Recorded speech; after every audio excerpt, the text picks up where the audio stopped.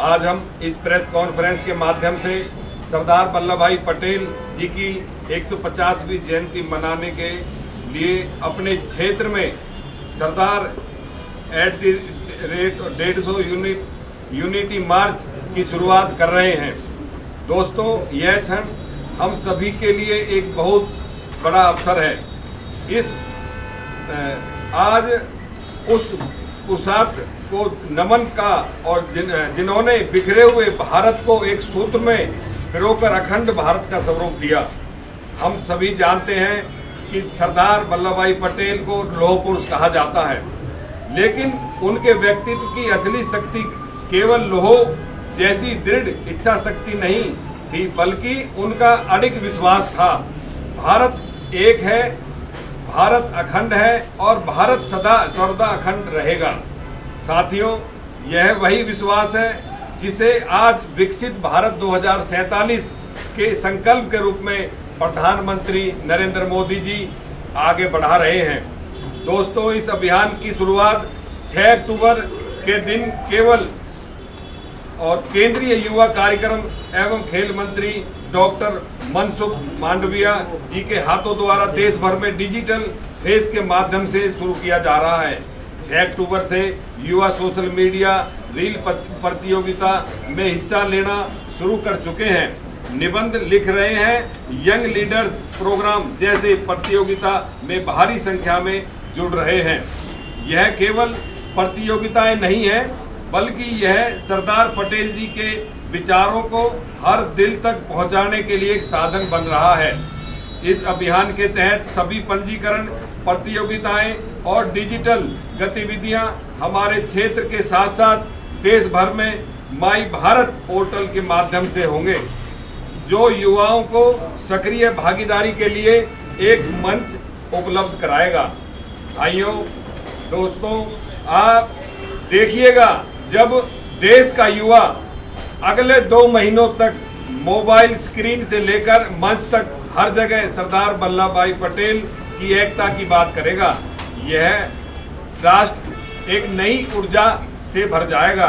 अगले 2 महीनों तक जब हर जन, हर मन सिर्फ और सिर्फ सरदार वल्लभ भाई पटेल और उनके विचारों की बात करेगा, तब युवाओं के भीतर उनके जैसे बनने के ललक उठेगी। वास्तव में उन्हें एक बड़ी श्रद्धांजलि होगी। इस अभियान का दूसरा चरण हमारे लिए महत्वपूर्ण होगा, जहां खुद मैं अपने क्षेत्र के सभी युवाओं के साथ अपने क्षेत्र में गांव-गांव, गली-गली निकलूंगा।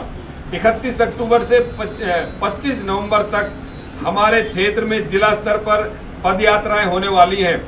अपनी पदयात्राओं में हम योग और स्वास्थ्य शिविर लगाएंगे, व्याख्यान होंगे, वाद विवाद प्रतियोगिताएं होंगी, नशा मुक्त भारत का संकल्प लिया जाएगा।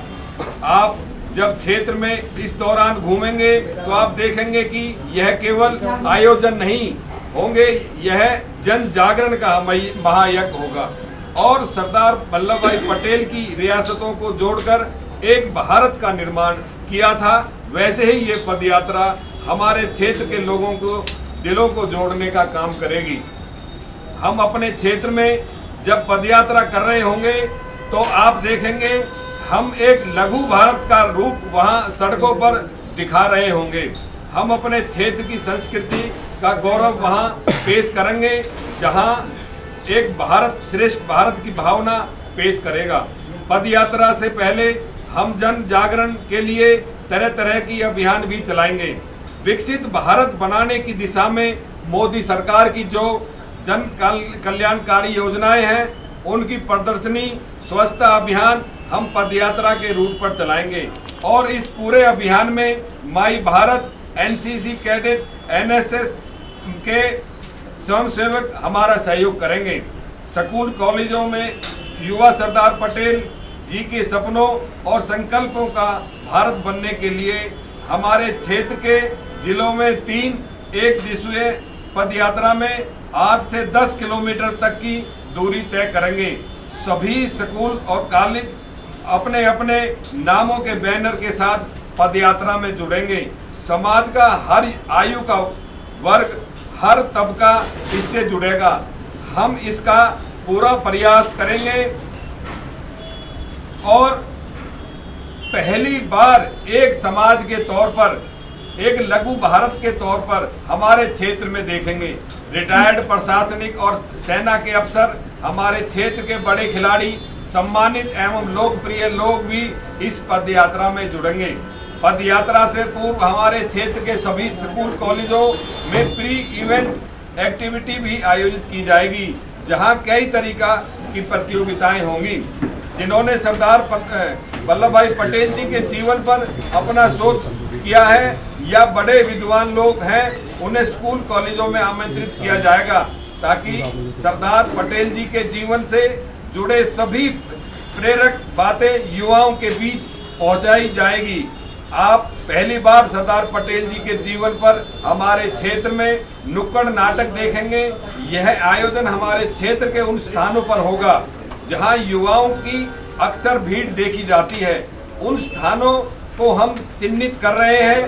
यह मॉल, पार्क, फूड कॉर्नर जैसे स्थान हो सकते हैं। आप देखेंगे भले ही दीपावली 20 अक्टूबर को खत्म हो जाएगी, लेकिन हमारे क्षेत्र के अंदर त्योहार वाली रौनक से यह यूनिटी मार्च वापस लेकर आएगा। सड़कों पर रंगोली होगी, हर मोड़ पर पदयात्रियों का स्वागत करने के लिए लोगों की भीड़ होगी। हर परिवार ये गर्व करेगा कि उनके घर के बेटा बेटी उस पदयात्रा में शामिल हैं, जो कि देश को अखंड बनाने वाले सरदार पटेल जी को श्रद्धांजलि देने जैसा है। हमारे क्षेत्र में ऐसे युवा साथी जिनके कामों से हमें प्रेरणा मिलती है, जिन्होंने समाज के लिए बहुत कुछ किया है, जिन्होंने हम यूथ आइकॉन मानते हैं, ऐसे हमारे युवा जो प्रधानमंत्री जी के 1 लाख यंग लीडर वाला सपना पूरा कर सके, हम उन सभी युवाओं को इस पदयात्रा में अपने साथ जोड़ेंगे। इस पदयात्रा के दौरान हमारे क्षेत्र के सभी स्वयंसेवक संगठन भी हमारे साथ जुड़ेंगे। सभी स्कूल्स और कॉलेजों के छात्रों से भी बेहतर समन्वय बनाते हुए हम उन्हें भी इसके साथ जोड़ेंगे। उनके बीच सोशल कार्यक्रम रखते हुए हम 3 दिनों तक चलने वाला यह कार्निवल रखेंगे, जिनकी झलक हम अपने 8 से 10 किलोमीटर तक की यात्रा के दौरान दिखाएंगे। और आप सभी को पता है, लेकिन साथियों, इस अभियान का सबसे बड़ा अध्याय शुरू होगा 26 नवंबर को संविधान दिवस के दिन। उस दिन हमारे क्षेत्र के हर जिलों में 2 से 5 पदयात्री सरदार पटेल की जन्मभूमि करमसद से लेकर एकता के प्रतीक स्टेट ऑफ यूनिटी केवड़िया तक 152 किलोमीटर की ऐतिहासिक पदयात्रा देश भर के अन्य पदयात्रियों के साथ करेंगे। यह पूरी यात्रा हमें याद दिलाती है कि स्वतंत्रता का संघर्ष आत्मनिर्भरता के संकल्प से भी जीता गया है। और आज जब मैं अपने क्षेत्र में सरदार पटेल के विचारों को इस पदयात्रा के जरिए जीने की बात करता हूं, तब मैं वोकल फॉर लोकल और आत्मनिर्भर भारत का संकल्प भी युवाओं के बीच लेकर जाऊंगा, जिसे सरदार वल्लभ भाई पटेल जी के ने दिखाया था और मोदी जी ने आगे बढ़ाया है। हमें याद रखना होगा कि सरदार पटेल जी ने रियासतों को जोड़ा था, हमें सपनों को जोड़ना है। सरदार पटेल जी ने नक्शे पर भारत को एक किया था, हम दिलों और आत्माओं को भारत को एक करना है। ये एक बड़ी जिम्मेदारी केंद्रीय युवा कार्यक्रम और खेल मंत्रालय ने हमारे कंधे पर दी है और हमें प्रधानमंत्री मोदी जी के लीडरशिप से उन्हें पूरा करना होगा। मित्रों, आज जब हम सरदार वल्लभ भाई पटेल जी को याद करते हैं, तो हमें यह भी याद रखना होगा कि उनका सपना केवल उस समय के लिए नहीं था, वह सपना आने वाली पीढ़ियों के लिए भी था। और आज यह पीढ़ी हम हैं, यह हमारा कर्तव्य है, यह हमारा धर्म है, यह हम अखंड भारत के उस स्वप्न को आत्मनिर्भर और विकसित भारत के रूप में साकार करेंगे। मैं आप सभी से आग्रह करता हूं कि आप सभी मीडिया मेरे क्षेत्र में होने वाली यूनिटी मार्च को कवर करें और उनकी खासियत इसके बीच का जो उद्देश्य है उसे जन जन तक पहुंचाने का साथ दें।